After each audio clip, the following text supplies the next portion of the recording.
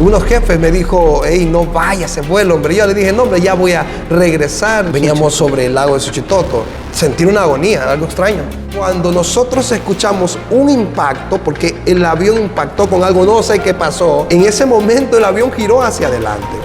Curiosamente, ese avión solo tenía una puerta, pero en esa cuestión no quedó tiempo ni de abrir de la puerta, ni de nada más. Cuando él dice que cerca de donde él estaba, a donde él había llegado, algo sale a flote la palabra. Y ese era el asiento donde esa mañana yo había tomado. Y dice él que agarró ese asiento, lo giró y encontró un cuerpo ahí. Yo estaba uniformado ahí, con un golpe en la parte frontal, aquí, con el cuero de aquí abierto, podemos decir, de la frente, se miraba el según él pensaba, era el cerebro, algo como que dejé de respirar. Te habían dicho que yo ya había muerto en el helicóptero. Hola amigos, bienvenidos a un nuevo video en tu canal El Chino Vlogs SB. Hoy me he venido hasta el departamento de Chalatenango y pues estoy con este caballero, el cual ahí en el título del video pues han visto que él es el sobreviviente de la avioneta que se accidentó en el lago de Suchitoto.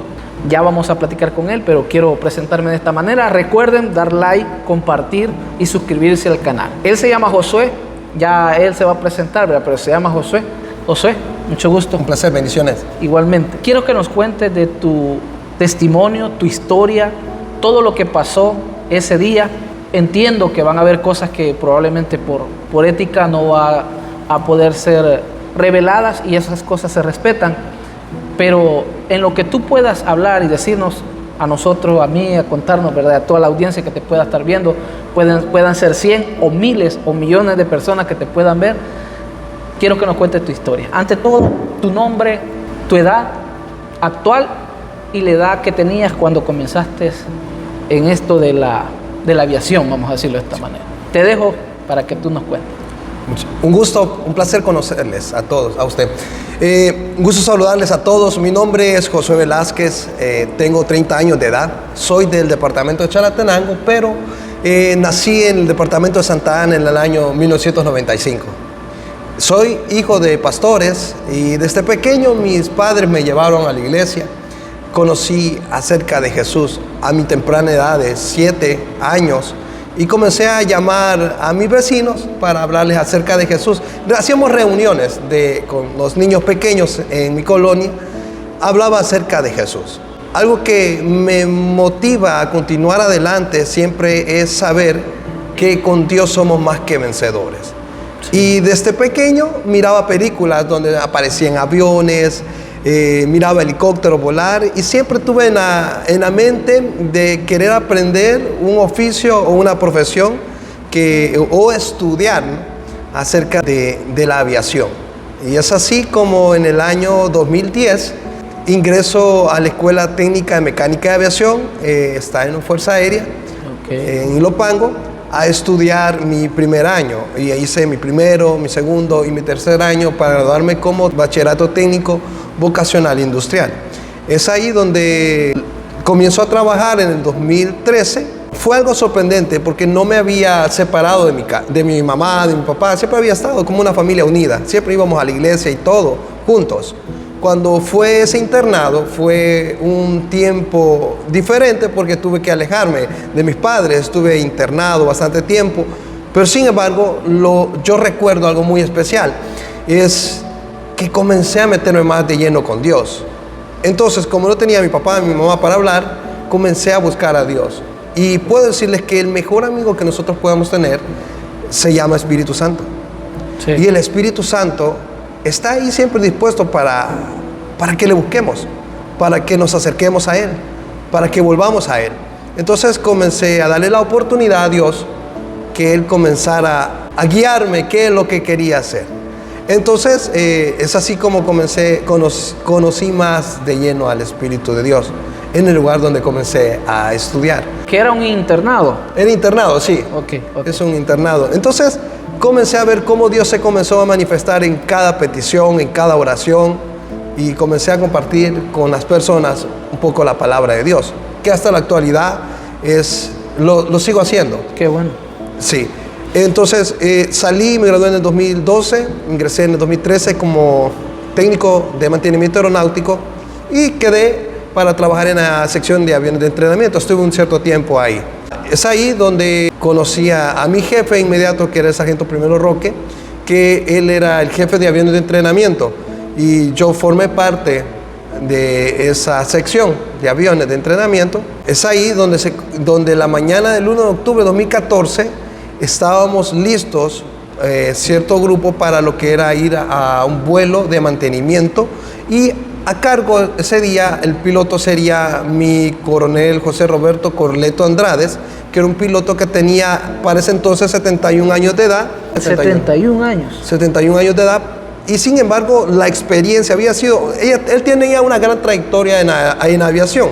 Había sido chequeador, había sido también director de la Autoridad de Aviación Civil, muy conocido en el ámbito de la aviación, porque él había sido director de la Autoridad de Aviación Civil, de la AAC aquí en El Salvador, y tenía una trascendencia bastante larga de la aviación. Podemos ser un ícono de íconos prácticamente en aviación, maestro y maestro. Eminencia. Eminencia.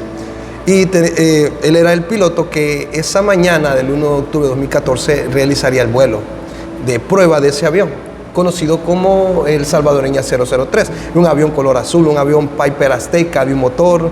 Yo recuerdo un día antes de ese vuelo, la limpieza que le hicimos a ese avión, lo quedamos hasta más tarde de lo normal en el trabajo, sabiendo que el siguiente día ese avión iba a realizar el vuelo, que aparentemente lo iba a poner en línea de vuelo, para que el avión operara libremente.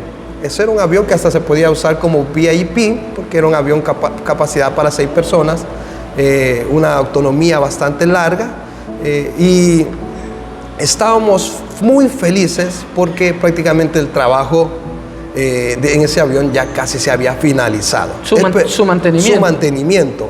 Okay. Un vuelo anterior se había realizado en el mes de septiembre, unas cuantas semanas atrás, y había salido unas pocas discrepancias que se tomó nota, y a ese vuelo yo ya había ido.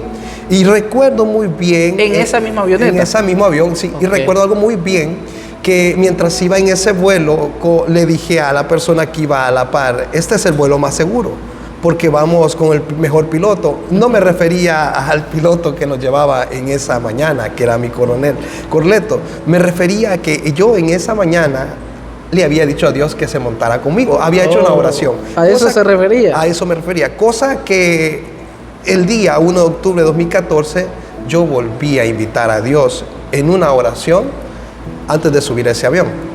Lo importante de orar, eso quiero hablar un poco y quiero que las personas puedan entender esto. ¿Qué pasa cuando nosotros oramos? Nosotros no sabemos qué sucederá el día de mañana. Nosotros no sabemos qué va a pasar de otro momento. Pero Dios está en el presente, en el pasado y en el futuro. Es decir, Dios está en todos los tiempos. Así es. Y la voluntad de Él siempre está. Entonces, quiero decirle que si somos personas de fe, que creemos en el Dios vivo, pues todopoderoso, tenemos que saber que si Él va con nosotros, hay un verso en la Biblia que dice, si Dios es conmigo, ¿quién contra mí? ¿Quién contra mí? Y esa palabra, ¿quién contra mí? Estamos hablando de adversarios como la muerte. Sí, la muerte que quiere matarnos, ¿no? Circunstancias. Circunstancias, problemas, un sinfín de cosas más. Sí.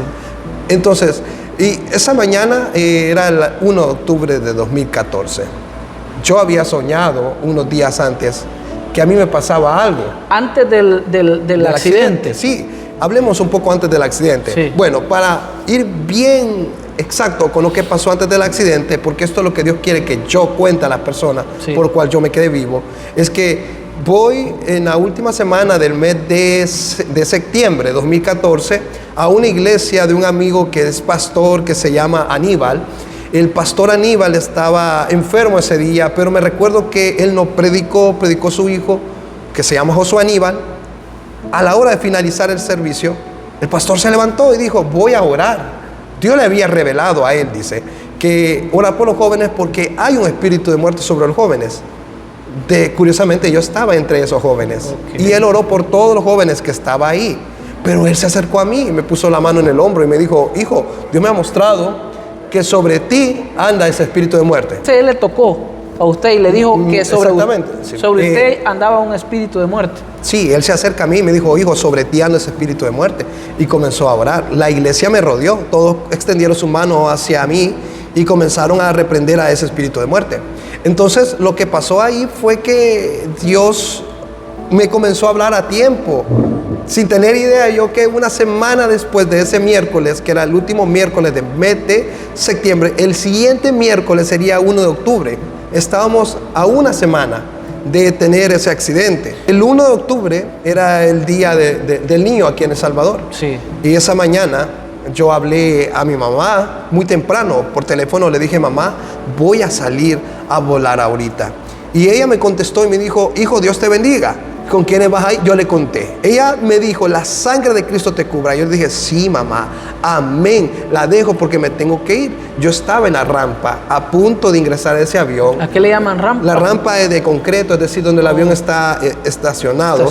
Sí, a punto de encender los motores. Yo voy cortando las llamadas, corriendo hacia donde está el personal, subiéndose. Recuerdo que fui la tercera persona en subirme a ese avión. Se subió primero el piloto, el coronel Corletos, luego que iba mi jefe, el sargento primero Roque Mulato, y luego me subí yo.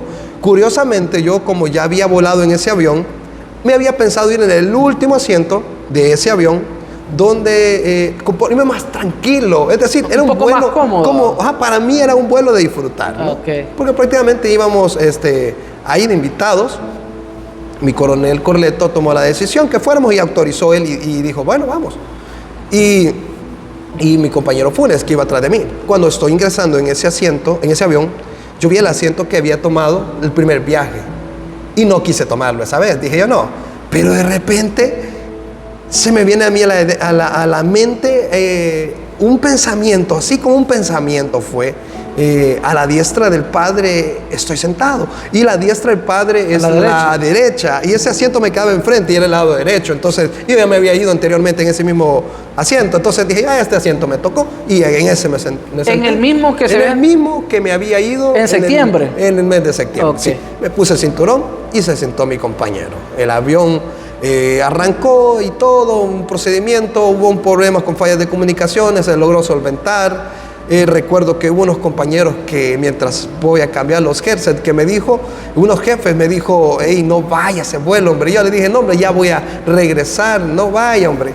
A veces son como advertencias que uno muchas veces no entiende. Sí. Pero yo me fui al final. Le escribí a un amigo por teléfono en el WhatsApp, en WhatsApp al pastor Aníbal, que había orado por mí.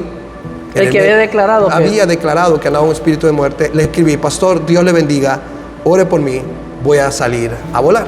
Él me puso, Dios te bendiga, hijo, yo les voy a pasar ese mensaje para que lo pongan ustedes ahí.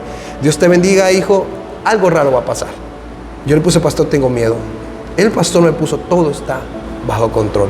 Y la verdad que cuando metemos a Dios en nuestras circunstancias, todo pasa por un propósito. Y dice la Biblia que a los hijos de Dios, todas las cosas es todo, nos ayuda bien. Entonces yo me fui arrancó ese avión, los motores, el avión taxió. Me recuerdo que nos autorizaron a pista 33 del Aeropuerto Internacional de Ilopango, y ese avión en la carrera de despegue todo fue nítido y voló, íbamos en el aire. ¿Salió de Ilopango? De Ilopango. De Ilopango. El piloto tomó la decisión de dirigirse al sector norte esa mañana, pero se comenzó a dirigir del lado de Cerrón Grande. Hay una presa. La presa de Cerrón Grande. Y comenzó a hacer algunos, sí comenzó a rondar la presa, pero altísimo, ¿no? Okay. Y comenzó a venirse descendiendo, venía haciendo sus pruebas y todo. Es un buen piloto, pues.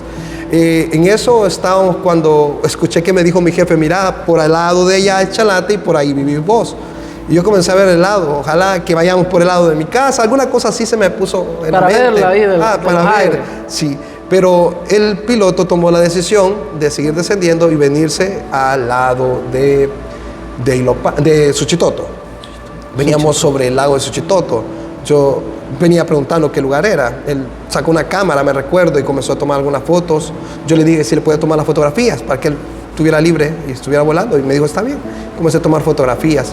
Yo andaba un celular curiosamente mi hermana me lo había obsequiado, que la foto que subía estaba sincronizado con una nube. Es decir, foto que subía, tomaba, se me subía a la nube. Sí. Donde yo podía revisar. Ahí pasara lo que pasara. Sí, mire, curiosamente, esa mañana yo andaba ese celular y curiosamente esa mañana yo sobrevivo a ese accidente. Y meses después de despertar del coma, yo encontré estas fotografías. Que ahí se las voy a... Algunas de las fotos que él tomó me las ha provisto. Sí. Ahí las voy a mostrar. Ahí pueden estarlas viendo ustedes. Esas son las fotos que él tomó durante ese vuelo, ¿verdad? Ahí las van a ver. Sí. Vamos bajando en ese avión. Yo comencé a sentir una agonía, algo extraño. Comencé a pensar, ¿qué tal si este es mi último día? ¿Qué tal si yo muero hoy? Y comencé a tener miedo. En serio, comencé a tener miedo. Yo ya había orado. ¿Y en septiembre usted no había sentido nada de eso? Yo iba tranquilo. Pero esa mañana, luego de esto, recordé hasta un sueño que había tenido donde soñé que me pasaba algo, pero que me salía bien, pues. Lo extraño fue que esa mañana yo sentí temor. Sentí una agonía dentro de mí, una aflicción, y en eso comencé a orar. Por unos momentos en ese avión, yo cierro mis ojos, y mientras cierro mis ojos, comienzo a hablar con Dios, diciéndole: Dios, si hay algo en mí que te ha fallado, si dentro de mí hay algún pecado que te desagradó, o he hecho algo que se me había olvidado pedirte perdón, te pido perdón. Señor, no sé qué está pasando, pero yo voy en tus manos. Y comencé a hablar con Dios y comencé a decirle a Dios que nos guardara. Señor, por favor, quítame esta opresión que sentía de inseguridad o de intranquilidad. No estaba pasando nada en ese momento. Veníamos volando normal, pero comenzó a haber un pensamiento: ¿y qué tal si te mueres? Y una pregunta sí, para que puedas proseguir, porque disculpen que tal vez en la entrevista lo interrumpa, pero es para como sacarle más, ¿verdad?, lo que él está diciendo. Tú hoy pues tienes experiencia en eso, en andar en avionetas, pero en la normalidad de ustedes, ¿no les da temor ya de andar en los aires?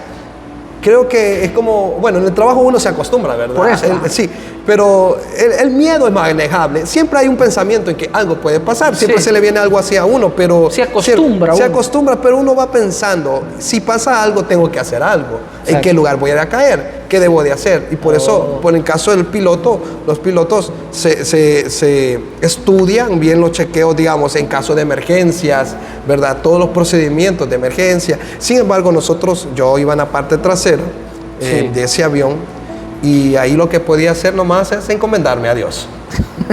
Pero sin embargo, siempre hay un temor. Claro. Sí, creo que como seres humanos tenemos temor siempre. Sí. Uno no sabe qué puede pasar. Entonces, hablé con Dios. Estoy seguro que dejó yo esa oración. Seguro que sí, porque eso vino de Dios, que yo hablara esa mañana con Él y pusiera mi ansiedad sobre Él. Hay un verso en la Biblia que dice que echemos y depositemos todas nuestras cargas y nuestras ansiedades sobre Él, porque Él tiene el cuidado de nosotros. Siguió el vuelo normal, y mientras el vuelo va continuando, nos acercamos hacia el lugar conocido como Suchitoto. El piloto bajó bastante de altura. En una cuestión de segundos, mientras yo voy viendo al lado derecho, solo se escuchó un golpe. Un golpe tan fuerte que hizo que mis oídos ya no escucharan más. En ese momento algo había pasado. Hubo un impacto tan fuerte que el avión se sacudió. Y fue un fuerte golpe. Sí, en los oídos ya no escuché nada. Estoy hablando de conciencia segundos, tan así, segunditos, contaditos. No hubo más de un minuto, no hubo algo así pasó tan rápido que en ese momento sentí que algo me pegó al asiento. Y eso se llama fuerza de la gravedad, la fuerza G. Cuando nosotros escuchamos un impacto, porque el avión impactó con algo, no sé qué pasó, ¿verdad? En ese momento el avión giró hacia adelante. Y la fuerza G, por el giro repentino y brusco que el avión tiene, nos pega al asiento. En esa cuestión de segundos, tengo unos segundos de conciencia y yo solo contemplé podemos decir, los últimos segundos de vida que yo esa mañana iba a tener. Todo giró, ya no se escuchó más. En ese momento no había nadie más que mis 4 compañeros que íbamos en ese avión. Mi coronel Corleto, el piloto, mi sargento primero Roque Mulato, mi jefe inmediato, Funes Amaya, mi compañero que iba sentado al lado izquierdo, y yo que iba en el asiento del lado derecho, de la parte trasera, atrás del copiloto. Curiosamente, ese avión solo tenía una puerta para ingresar y para salir, del lado derecho.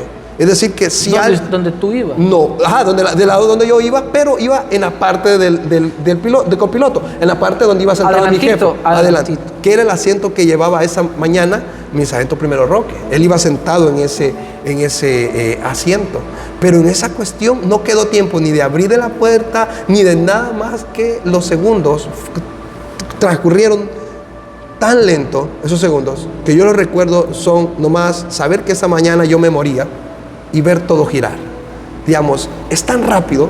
¿Cómo nosotros podemos partir de esta tierra en un instante? Tan rápido así. Esa mañana pasó así. Mi vida estaba pasando en los últimos segundos. Yo solo contemplé en mis últimos momentos y ese pensamiento, no puede ser. Yo voy en este avión, yo voy aquí. Nadie me podía salvar ahí, humanamente. Sí. Pero sí recuerdo que la Biblia dice que aunque andemos en el valle de la sombra de la muerte, dice la Biblia que yo estaré seguro. Eso es un verso bíblico de la Biblia.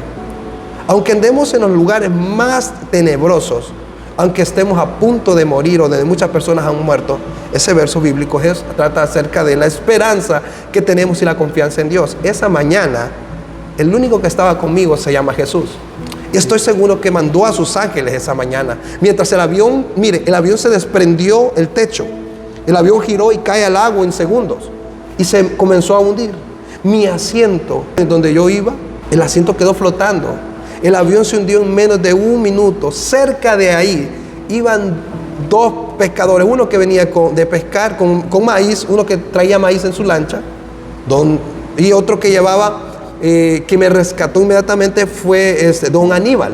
Don Aníbal se llamaba el pescador, sí, que lo conocen como Don Cundo, ¿verdad? Don Aníbal venía remando en un cayuco, una lancha sin motor. Y dice que de repente vio que el avión venía bien bajo y vio que como que el motor uno de los motores dejó de girar rápido, y inmediatamente el avión impactó y giró. Dice él que giró, dio vuelta. Como vuelta de gato. Sí, vuelta de gato. Sí. El avión cayó. Dice que se comenzó a hundir. En todo eso, él se tiró de la lancha, del cayuco es la palabra, y se volvió a subir y comenzó a remar hacia donde nosotros estábamos en ese avión. Pero cuando él llegó, la cola del avión era lo único que estaba allá, y se hundió. En cuestión de segundos, dice él, fueron un par de minutos, cuando él dice que cerca de donde él estaba, a donde él había llegado, algo emerge, algo surge. Hizo emerger. Sí, algo sale a flote, la palabra. Salió a flote, y ese era el asiento del avión donde esa mañana yo había tomado.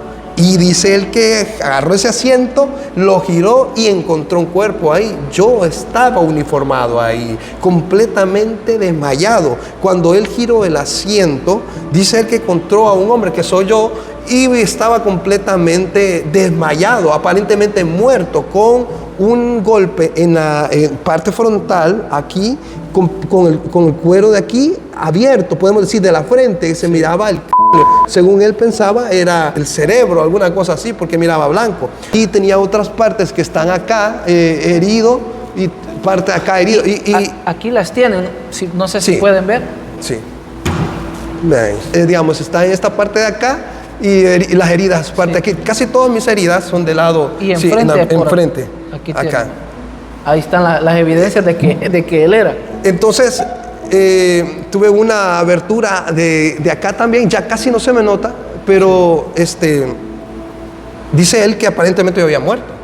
Él no miraba que yo respirara, no miraba que nada. O sea, él solo rescató el asiento, agarró el asiento. Nada más. Y dice que me agarró del cabello, y donde me agarra la cabeza, dice que yo hice un sonido como así, y nada más. viene, dice esto un par de minutos así, cuando llega don Nelson Reyes, es otro pescador que llega en una lancha con motor, una lancha rudimentaria, prácticamente las habían hecho, ¿verdad? Sí. Y llegó en esa lancha con motor, quita el cinturón, mira que solo hay una persona ahí viva, con uniforme, y de repente me quitó el cinturón y me pasó a la lancha. Y él me comenzó a hablar, yo no tenía conciencia, estaba aparentemente muerto. Dice él que va acercándose cerca de una isla que se llama El Burro, cuando de repente desenfrenadamente comencé a moverme. Yo estaba sufriendo lo que son una convulsión. Entonces él vio que yo estaba vivo. Entonces él lo que hizo, tratar de quitarme el cinturón y amarrarme las manos, según el testimonio de lo que él me ha manifestado, ¿verdad? Sí. Él lo que le manifiesta, esas convulsiones las empezó a manifestar adentro de la lancha. Adentro de la lancha. Okay. Entonces, porque es así donde él ve que yo estaba realmente vivo. Sí. Entonces, continuó lo que es acelerando la lancha, llegamos al puerto San Juan. Sí. Yo en eso completamente no hay recuerdo. Es una parte de mi vida que no recuerdo absolutamente lo que es después del accidente. Solo recuerdo el golpe y los segundos y no me acuerdo más. Esa parte es decir, es como que yo no haya estado ahí, pero es por el mismo acontecimiento, ¿verdad? Como la mente se protege y todo. Entonces dice don Nelson Reyes que las personas, lancheros, de que estaban en el puerto San Juan, me agarran, me pasan un vehículo.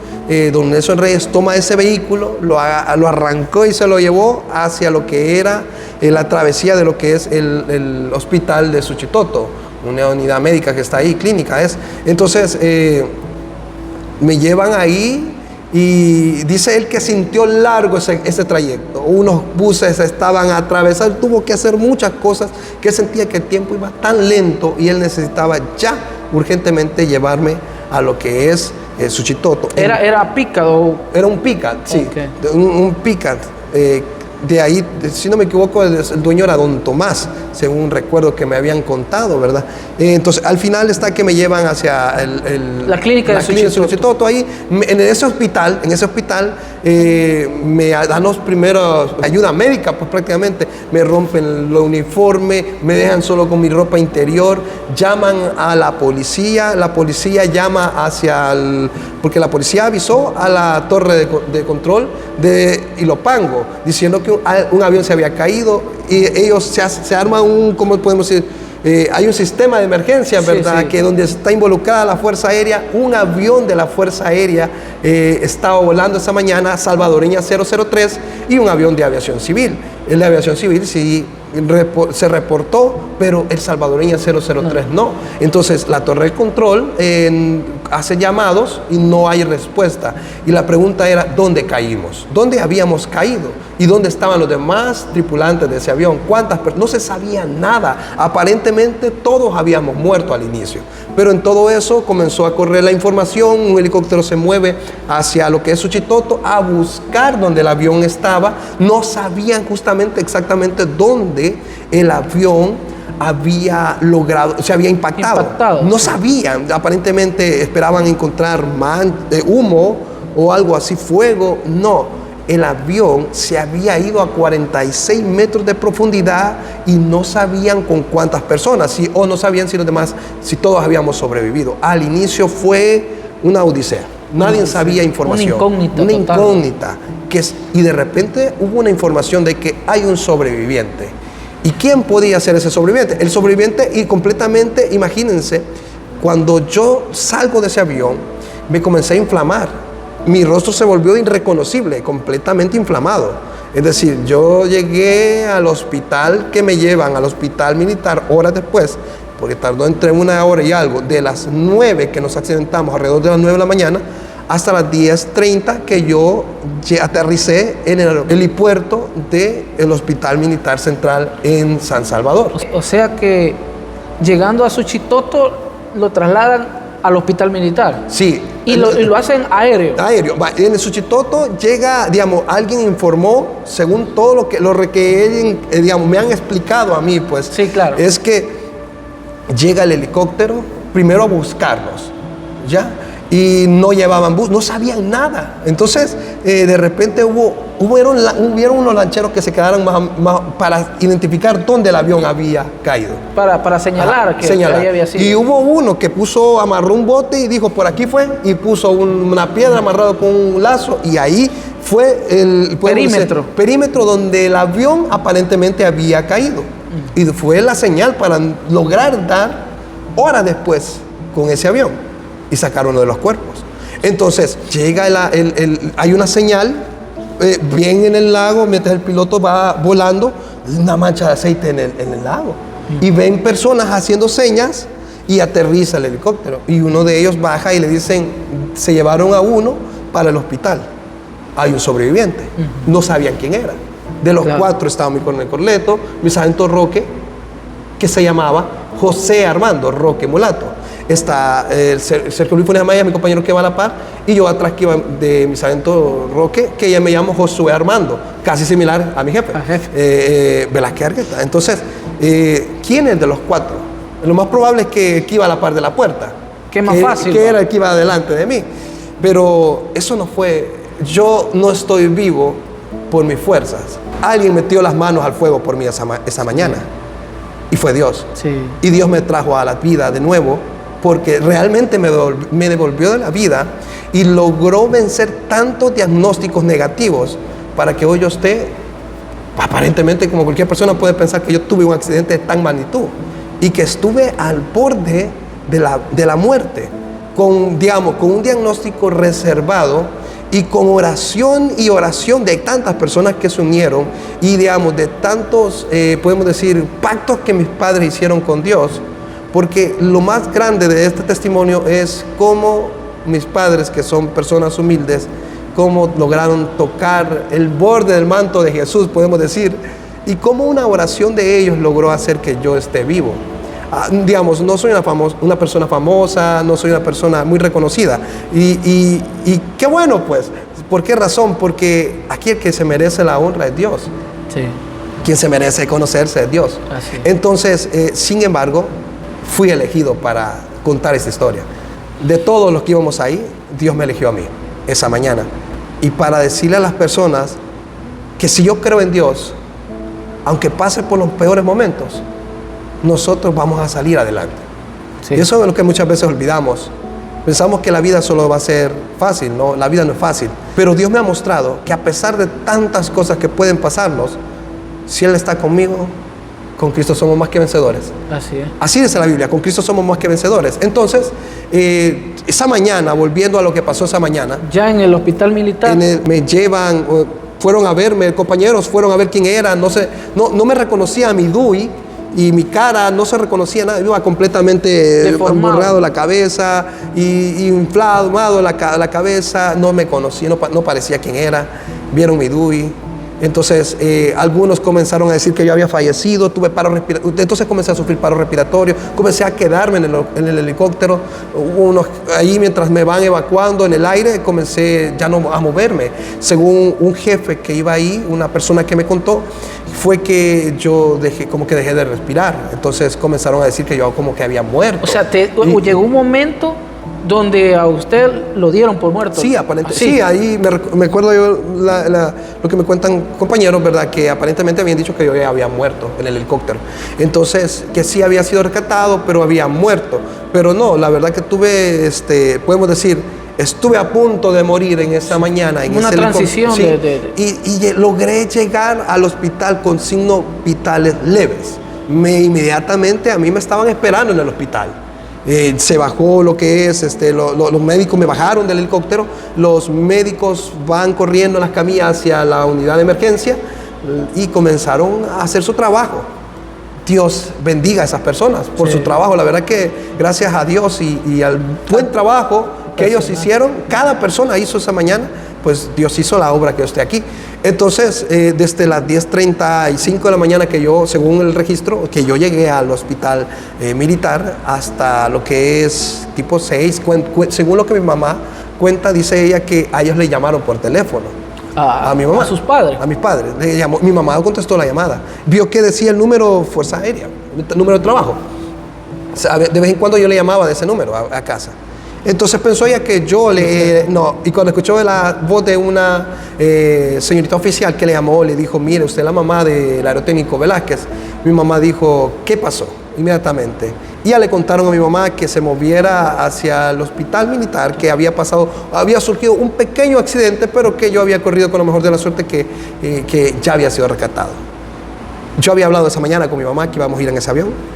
Y ella le dijo, Dios te bendiga. La sangre de Cristo te cubra.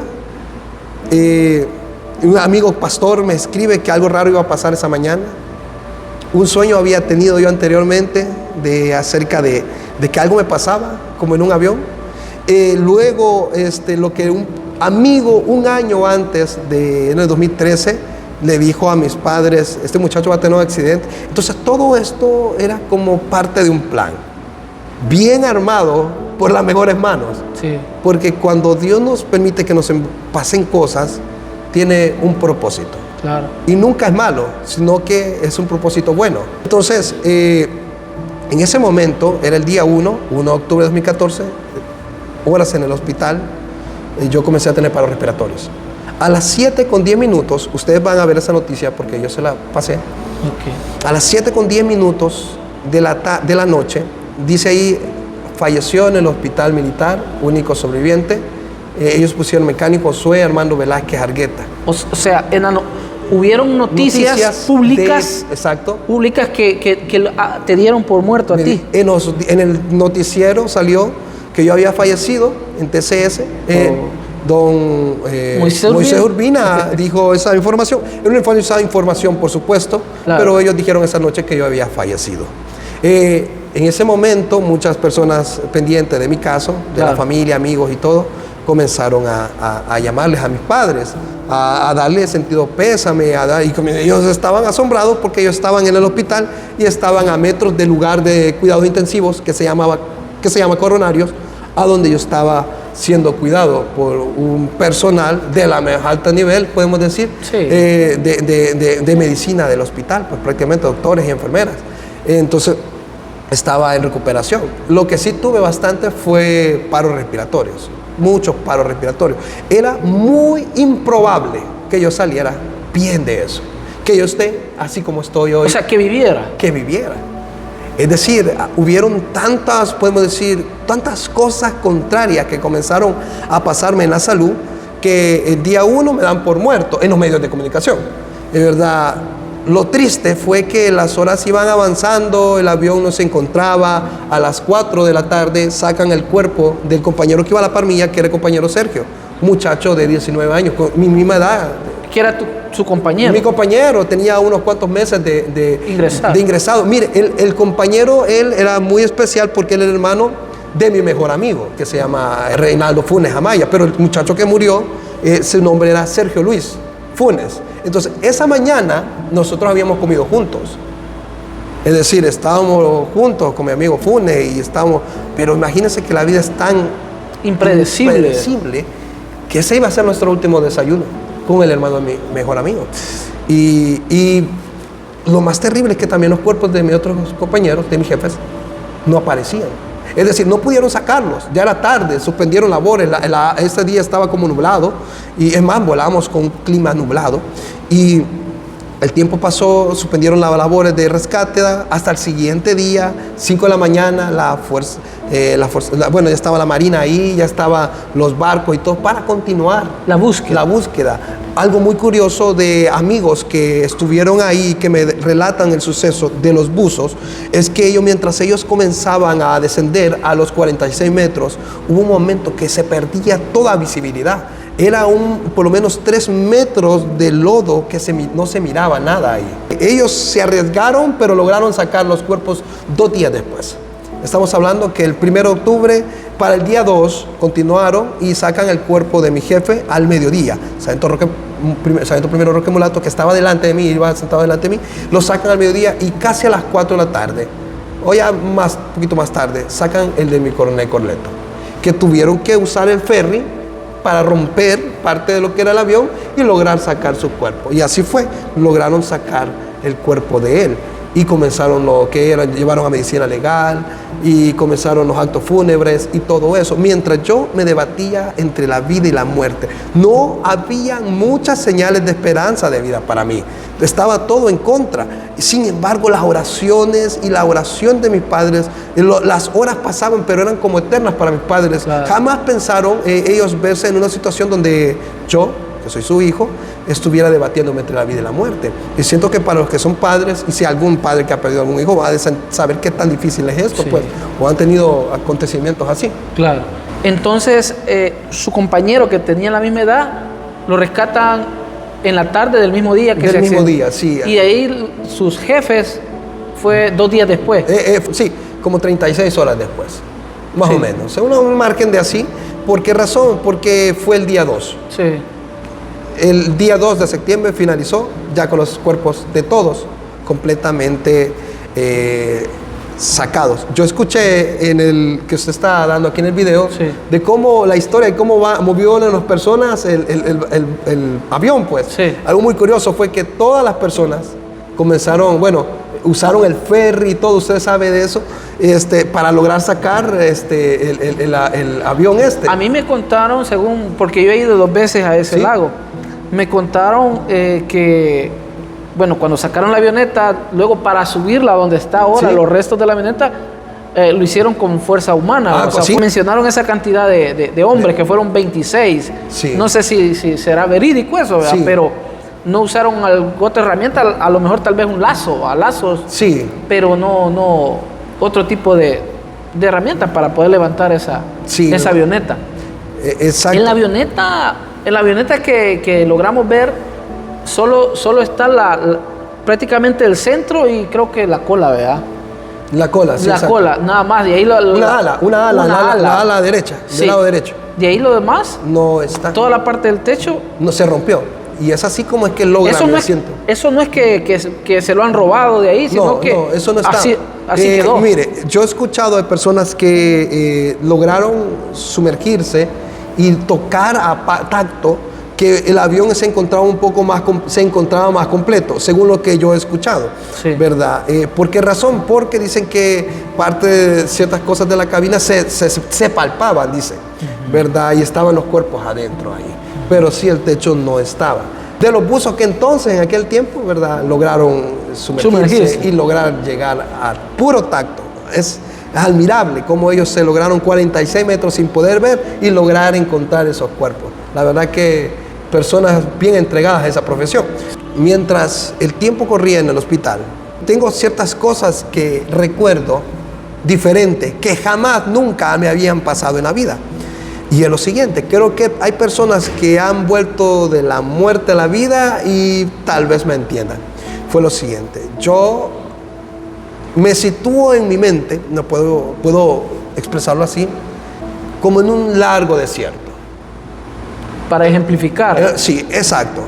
Recuerdo un desierto que cierto día habían personas que hablaban conmigo, diferentes, con manteles largos, personas, podemos decir, no sé, era extraño.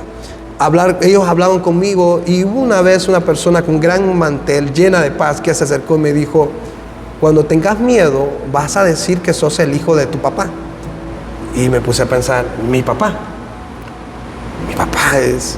sí, vas a decir que sos el hijo de tu papá.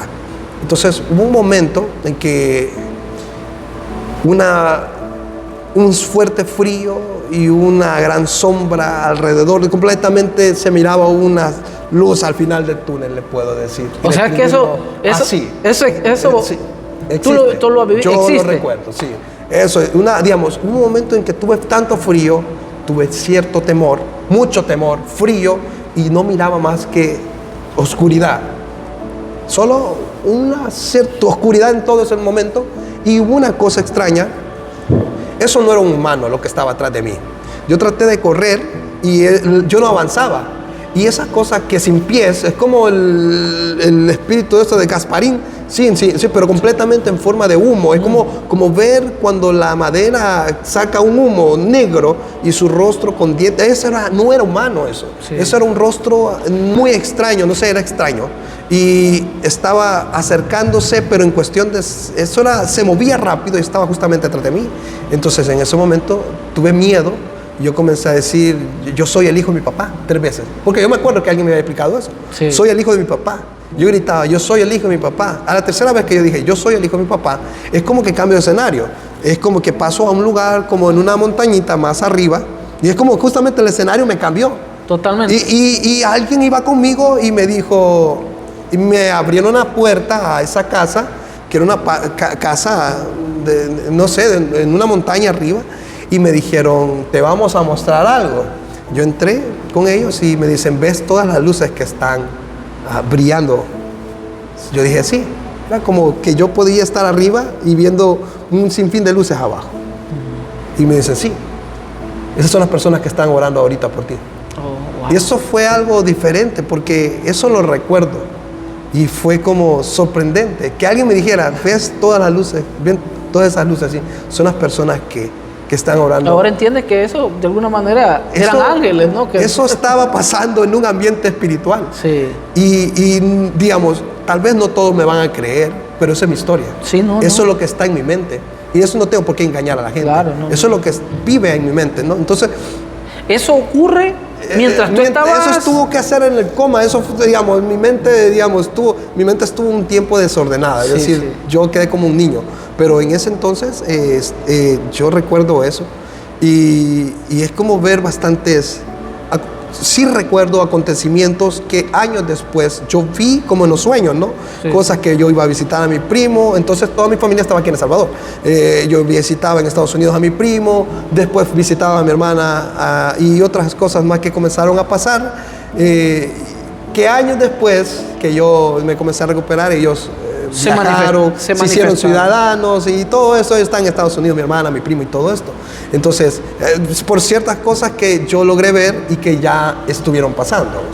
Entonces, tú en ese, ¿cómo le podemos llamar? En esa crisis mental mientras estabas en coma, o sea, tú tuviste... en esa transición, ¿sí? En esa transición que según a veces entendemos es como camino a la muerte, o sea, camino a la muerte, pero hubo algo que intervino, ¿verdad? Y usted, yo y personas de fe sabemos que fue Dios. Sí.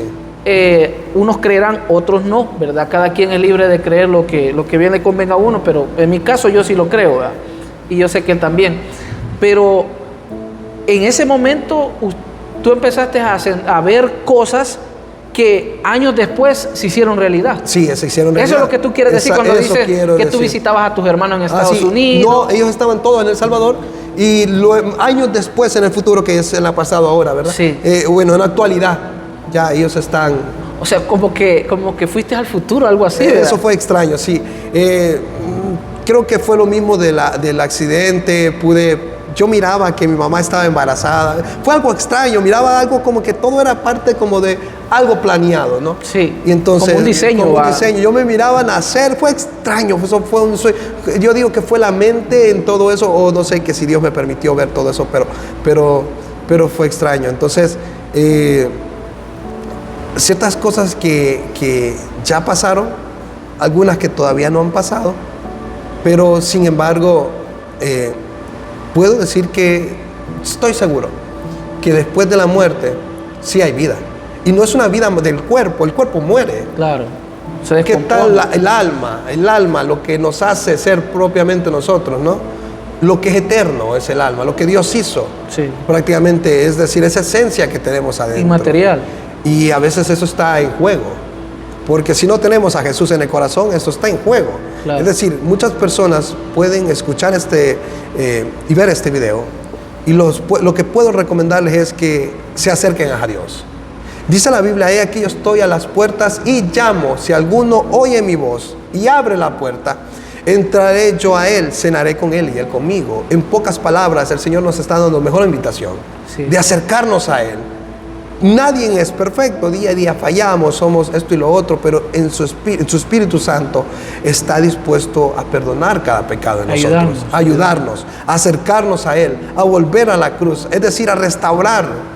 Entonces Dios hizo un milagro, porque estuve 14 días debatiéndome entre la vida y la muerte, pero el día 10º, mientras mis padres estaban, miren, mi mamá pedía a Dios señales a ver si yo iba a sobrevivir. Ellos estuvieron muchos días sin poder dormir, se quedaron en el hospital y mi mamá no se movió, tuvo esto y lo otro, pero ellos le decían esto y lo otro, pero ella no se movió. Ella se mantuvo, es restringido quedarse ahí, pero ella se mantuvo. Ella estuvo sentada ahí y le autorizaron al final, gracias a Dios. Estuviera ahí, mis padres, pero prácticamente, la respuesta.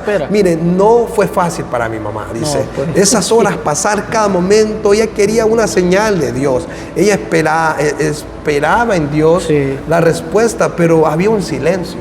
Sin embargo, mi hermana sí tuvo un sueño. Y mi hermana le contó el sueño a mi mamá, que miraba que yo tenía como una águila en la mano, y esa águila se estaba como quitando las plumas. Y esto es muy interesante, porque dice mi hermana que de repente, ella hablaba conmigo y yo solo sonreía, y de repente dice que ella me dijo, mi hermana, se va a morir, Josué. Y yo me le quedé viendo, sonriendo, con una águila en la mano, y solo sonreía. De repente la águila tuvo como un nuevo plumaje. Se rejuveneció. En la Biblia hay un verso donde habla que nosotros debemos tener fuerza como el águila, ¿no? La águila a los 40 años comienza a envejecerse y se quita las plumas y luego vive otros 40 años más. Se rejuvenece. En mi caso, Dios me dio la oportunidad de salir del coma, pero cuando yo estoy al día 10º y mi mamá escuchó al doctor decir que yo tenía la bacteria que no esperaban que yo tuviera, que estaban evitando que estuviera en mi pulmón, porque tragué agua. Entonces me estaban drenando sangre de los pulmones, y el agua y la sangre que estaban ahí. Entonces había una bacteria en el pulmón y ya habían puesto un antibiótico. Era solo de esperar. No iba mejorando. Por un momento, en vez de ir avanzando mi salud, estaba empeorando. Entonces cada vez era como que lo menos esperado se estaba acercando. Esa bacteria era proveniente del agua del lago que había ingerido en mis pulmones. Entonces dice mi mamá que vino un amigo que es pastor, oró, su nombre es David Gerchi, ahora es familia de nosotros, prácticamente familia de mi hermana, vino a orar aquí. Terminando la oración, entonces se escuchó código 1 en coronarios. Eso es una alerta en el sector del hospital donde yo estoy, porque solo estaba yo en ese momento en coronario. Entonces entraron los doctores, fueron a atenderme, estaban atendiéndome porque estaba vomitando más de 1 litro de flema. Dicen que pasó algo extraño, completamente sedado, porque estuve en coma sedado, ¿verdad? Me desconecté el tubo de respirar y comencé a vomitar. Yo con la única mano que estaba, que no tenía quebrada, que era la mano izquierda, me desconecté el tubo y comencé a escupir, a vomitar pero completamente sedado. Pero estando en coma, inducido. Supuestamente inmóvil. Pasó eso. Dicen que eso fue extraño, ¿no? Sí. Pero eso no fui yo. Sí, claro. Eso eran los ángeles de Dios haciendo me tuvieron que usar la mano, me imagino, yo no sé. Haciendo, yo creo eso porque he visto a Dios, cómo Dios me ha restaurado en mi salud. Peleando a favor de mí, porque gracias a Dios y a ese que yo vomité esa flema, pues mis días comenzaron a verse positivamente, mi salud mejorando. Sí. Entonces, lo que quiero decir que el día 14 me desconectaron los pulmones y yo ya podía respirar. Desperté no como una persona de 19 años, sino como un niño de 3 años. Es decir, no conocía a las personas. Sin embargo, dice mi mamá que algo sorprendente pasó, es que yo comenzaba a cantar, a darle gracias a Dios, en un momento en que nadie me había explicado, y digamos, yo estaba con la mente como reseteado, ¿no? Sí. Yo adoraba a Dios, hablaba de debilidades, sí, pero hablaba con Dios. Yo les voy a pasar un video para que ustedes vean, mientras yo estuve en el proceso, cómo fue la magnitud de que me quedó en mi mente. Yo no iba a ser una persona normal. Es decir, estuve prácticamente como un niño demente. Una pregunta, ¿qué decían los médicos de cómo ibas a quedar tú posterior a después de que tú despertaste? ¿Cuál era el diagnóstico o cómo te veían ellos, pues? Mire, que podías tú quedar. Ellos les dijeron a mis padres que yo iba a quedar en esa condición. Por el golpe de la cabeza y el golpe del accidente, es que yo no iba a ser una persona normal. Así era. Así, y que iba a quedar en silla de ruedas. Porque yo tuve una fractura en la columna, en la columna vertebral, en el AL1. Entonces, y los golpes que había tenido, eso iba a hacer que yo no pudiera caminar.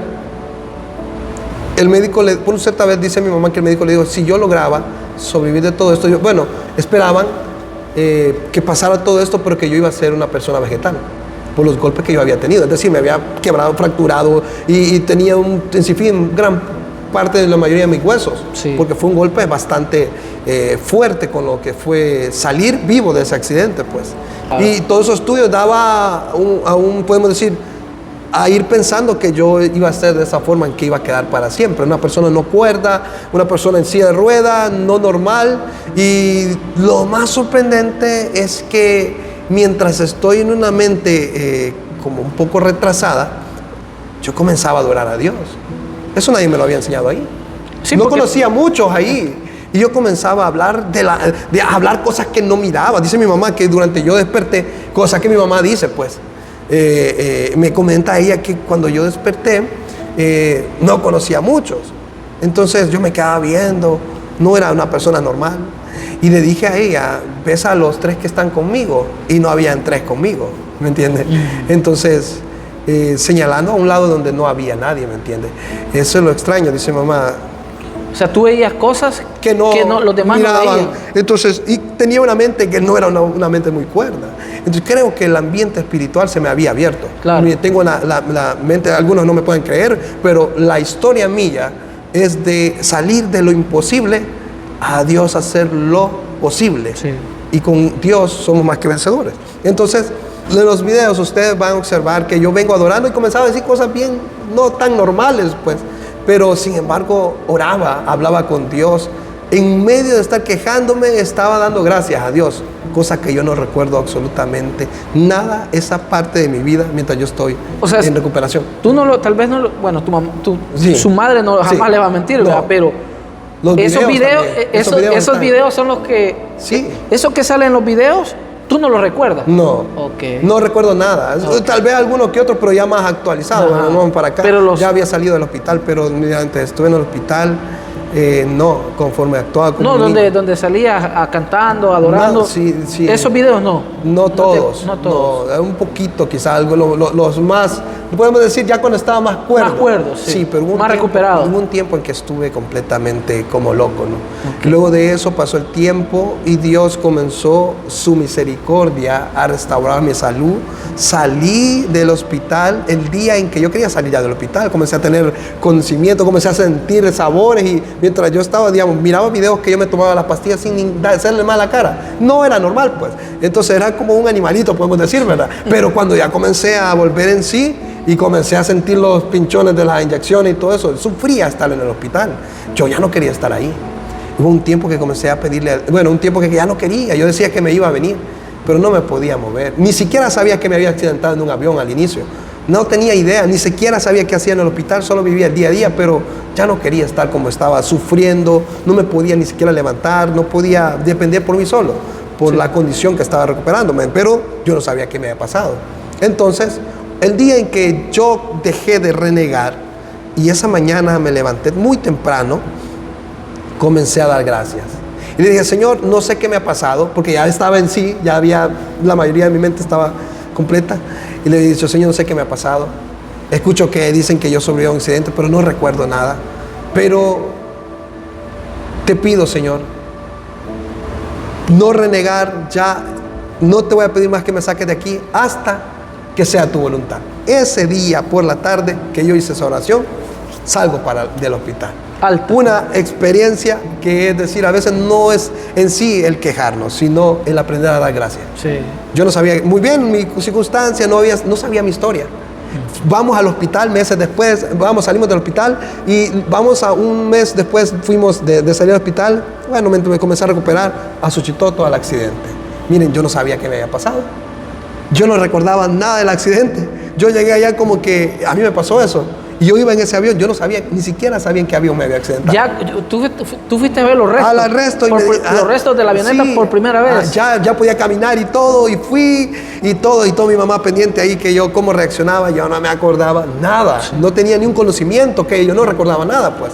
No había un trauma porque no, para ti no había ocurrido. No, hasta que después los pensamientos en sí comenzaron a ponerse y a encajar. Sí. Y después, el tiempo pasó. Sí. Y ya después esta historia ya no era una historia así que esa historia comenzó a tomar otro sentido. Tomar fuerza, ¿no? Cuando paso momentos que siento que no puedo, porque he llegado a un punto, ¿no? Sí. Llega un momento uno en que siente que uno no avanza, ¿no? Me acuerdo, si Él me sacó de ese accidente, me sacó de la peor condición, sí. Me sacó de donde la gente pensó que no iba a salir, Él me va a sacar adelante. En todo lo que hoy le estoy pidiendo, en todo lo que para mí ahorita parece imposible. Una de las cosas que le pedí a Dios era dejar las pastillas anticonvulsivas. Estuve 8 años, del 2014 a 2022, alrededor de, sí, prácticamente 8 años, tomando pastillas anticonvulsivas, 3 veces al día. Se llamaba una Epamin, 3 veces al día. Por 8 años tú tendías a convulsionar. No convulsionaba, pero había un riesgo que yo convulsionara. Okay. Digamos, convulsioné cuando fue el accidente, sí, cuando estuve en coma, pero luego de salir, pues mis padres dicen que no. Esto de las convulsiones es terrible porque uno quizás ni se da cuenta, ¿no? Pero mis padres dicen que no. Entonces yo no recuerdo tampoco. Okay. Entonces, y fue así que me hicieron exámenes tras exámenes y me dejaron 8 años esas pastillas. Era imposible dejarlas. Imagínense que dentro de lo imposible para mí dejar eso, es que si yo no me tomaba un medicamento de la Epamin, yo no podía, digamos, yo me sentía que me desmayaba, me sentía bien así apagado. Había momentos en que yo estaba en mi trabajo y me sentía que me iba a caer, pues, que me desvanecía. De no tomar pastillas. Yo recuerdo eso mucho tiempo así. La gente nunca lo entiende a uno a veces, ¿verdad? Claro. Pero sé que Dios no se lo olvida. A Dios no se le ha olvidado lo que a mí me pasó. Y lo que le quiero decir es que, bueno, en el 2022 me cambian de médico, el médico me hace otra evaluación y luego dice, bueno, me hago un examen fuera, aparte no en el hospital militar, sino fuera, privado, y aparece que yo estoy en condiciones normales. Pero esto fue años después de estar pidiéndole a Dios una oportunidad. A veces oramos y nunca nos viene esa respuesta, pero yo había estado orándole a Dios. Y yo esa mañana le dije, Señor, por favor, dame una oportunidad de estar bien, Dios. Yo ya no quiero tomar este medicamento, no quiero ser esclavo. Eso impediría que mis sueños se comenzaran. Tenía 8 años de sueño frustrado. Yo quería seguir estudiando aviación. Era imposible que se me diera esa oportunidad, ¿por qué no? Pues entonces Dios me sanó a mí. Pasaron los años y me vuelvo a hacer otro examen, salió en estado normal, pasó el año y me vuelvo a hacer otro examen en condiciones normales. Dios realmente cuando hace algo lo cumple, o sea, lo hace perfecto. Se confirmó muchas veces. Dios ya me había, podemos decir, Dios ya me había restaurado mi salud. Ahora, luego de eso, la obra de Dios fue que me comenzó a dar mis sueños. Yo le pedí a Dios que me permitiera comenzar a estudiar para ser piloto privado, y Dios comenzó a permitirme, soleé en el 2023, gracias a Dios, y Dios me comenzó a permitir prácticamente que mi salud volviera a lo normal. Y es para honra y gloria de Dios. Claro. Después de los no se puede, con Dios sí existe, con Cristo somos más que vencedores. En algún momento, Josué, ¿tú sentiste que esos sueños no se iban a hacer realidad? Sí, 8 años. 8 años. 8 años. A veces siento que uno duda muchas veces de Dios, ¿verdad? Claro, eso pasa. He dudado muchas veces. Bueno, no he dudado, sino que he esperado 8 años. Un día un amigo, Funes, me dice, lo vas a lograr. Me acuerdo que estábamos en un Starbucks diciendo, y me dijo él, lo vas a lograr. Yo sabía que tocó mi ego esa vez. Tocó mi ego porque sabía que yo no podía lograrlo. Con mi condición no podía. Entonces yo estaba tomando pastillas. En la condición que estaba. Yo no podía. ¿Te dijo eso? Sí, sí, me dijo un amigo, me dijo, lo vas a lograr. Y yo sabía que no podía. Y yo dije, no, yo ya cambié mi sueño. Era mentira. A veces pensamos que no. A veces pensamos que no. Por muchas veces he pensado, no puedo, pero la Biblia dice que con Cristo somos más que vencedores. En Él se puede. Son años de orar, años de lágrimas y años de pensar, no voy a lograrlo, no puedo lograrlo. Y yo solo puedo decirles que la Biblia dice, bástate de mi gracia. Poder se Porque mi poder se perfecciona en tu debilidad. Sí. Y en mi debilidad Dios usó su poder, porque me he dado cuenta que solo no puedo. Claro. Entonces he metido a Dios en esto. Aún la vida continúa, hay mucho camino que recorrer también, pero sin embargo con Cristo somos más que vencedores. Amén. Actualmente estudiaste, te has superado desde el momento que Dios te permite la vida, pues ha venido constantemente una superación, tanto personal como familiar. Una pregunta sería, ¿qué haces hoy, pues? Después de qué? ¿Del 2014 hoy? ¿Cuánto ha pasado ya? Sí, casi 12 años. Van a ser 12 años. 12 años. Sí. ¿Qué es de ti hoy? Soy una persona normal. Es decir, soy una persona normal. ¿Trabajas? Sí, sigo trabajando en la misma institución, gracias a Dios. Sigo estudiando. Sin embargo, soy una persona normal. ¿Qué estudias? ¿Qué has alcanzado? Cuéntame un poco de tus logros académicos o institucionales en tu trabajo. He estado estudiando una licenciatura en idioma inglés en la universidad, y también, aparte de esto, pues me sigo esforzando para alcanzar lo que son las habilitaciones de mi licencia de aviación, que es una de las metas que tengo, ¿verdad? Primeramente Dios, poder alcanzar pronto. Eso es como prácticamente algo personal, pues, que quiero mostrar a la gente que con Dios se puede. Sí. Se puede. Algunos sueños, claro, todos los sueños se pueden. Sí, y estamos, miren, lo que estoy realmente tomando de decisión es, yo tengo que darle al 100% a Dios. Entonces, quiero que muchas personas se acerquen a los pies de Él. Entonces, yo le he dicho al Señor, aquí estoy dispuesto al tiempo tuyo para cuando sea tu voluntad, Dios. Qué bueno. De darle el 100% de lo que yo tengo a Dios. Tengo una deuda grande con Dios. Sí.